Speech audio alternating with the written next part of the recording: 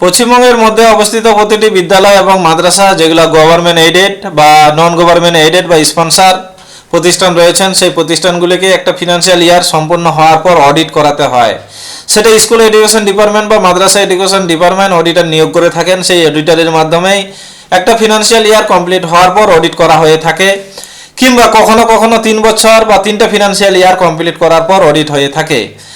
এবার অডিটর আমাদের সই সিগনেচার করে যে সমস্ত ফর্মগুলো দিয়ে থাকেন, সেই সমস্ত ফর্মগুলো সম্পর্কে আমি বিস্তারিত আলোচনা করব। এই ফর্মগুলো যদি আপনি নিজে হাতে তৈরি করে অডিটরকে তুলে দেন এবং যদি পেন ড্রাইভ বা ইমেলের মাধ্যমে অডিটরকে সেই সব ফাইলটা দিয়ে দেন এক্সেল ফরম্যাটের মাধ্যমে, তাহলে আপনার যে অডিটের ফি সেটা অনেকটাই কমে যাবে। সাধারণত অডিটের একটা ফিনান্সিয়াল ইয়ারের জন্য ফি হলো 3,500 টাকা, ওর বেশি নয়, 3,500 কমেই আছে। আমি রাউন্ড ফিগারে 3,500ই ধরে নিলাম, তাহলে 3টা ফিনান্সিয়াল ইয়ারের জন্য আপনার লাগবে 10,500 টাকা।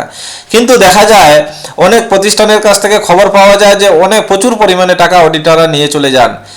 এটা হেড অফ দ্য ইনস্টিটিউশনরা অডিটের আশা করি সমস্ত ফর্মগুলো ঠিকঠাক মতো নিজেই রেডি করতে পারেন না বলে এরকম ঘটনা হয়ে থাকে।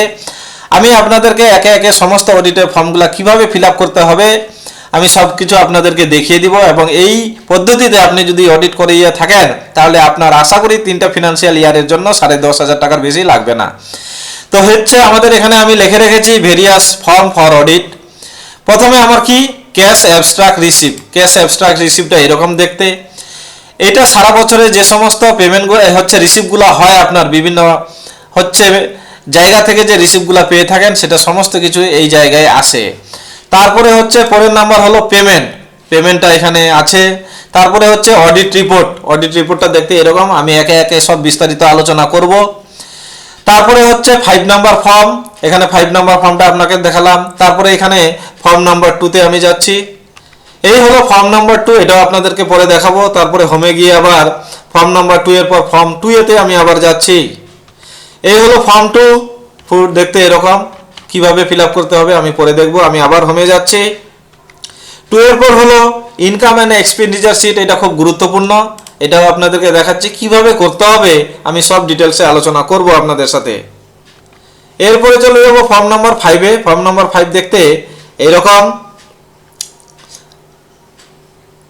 ফর্ম নাম্বার 5টা দেখতে এরকম। তারপরে আমি 5B দেখাবো আপনাদেরকে। এই হলো ফর্ম নাম্বার 5B। তারপরে 6 নাম্বার ফর্ম দেখাচ্ছি। এই হলো ফর্ম নাম্বার 6। তারপর ফর্ম নাম্বার 7 দেখাচ্ছি আপনাদেরকে। এই হলো ফর্ম নাম্বার 7 যেটা লোন অ্যাকাউন্ট। তারপর ফর্ম নাম্বার 8টাও দেখাচ্ছি।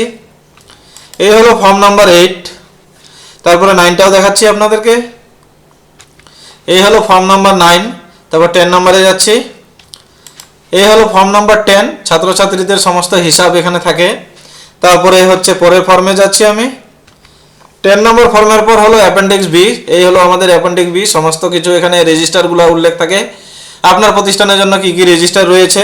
তারপরে পরেরটাতে যাচ্ছি। এই হলো আমাদের আরেকটা ফর্ম যেটা লিস্ট অফ অ্যাসেট। এই হলো আমাদের কতগুলো ফর্ম, আপনাদেরকে এক নজরে দেখাই এখানে যে সমস্ত ফর্মগুলো এখানে রয়েছে। তো আমি বাকি ফর্মগুলো একে একে বিস্তারিত আলোচনা করব। আজ এই পর্যন্তই। অডিট সম্পর্কে যতটুকুই আমি আলোচনা করলাম, আপনাদের যদি কোথাও অসুবিধা হয় আমাকে অবশ্যই জানাবেন, আমি চেষ্টা করব যথাসাধ্য উত্তর দেওয়ার জন্য। এর নেক্সটে দেখা হবে আবার অডিটের পরের ফর্ম নিয়ে আলোচনা করব, কিভাবে ফিল আপ করতে হবে, কি করতে হবে না করতে হবে, খুঁটিনাটি আলোচনা করব।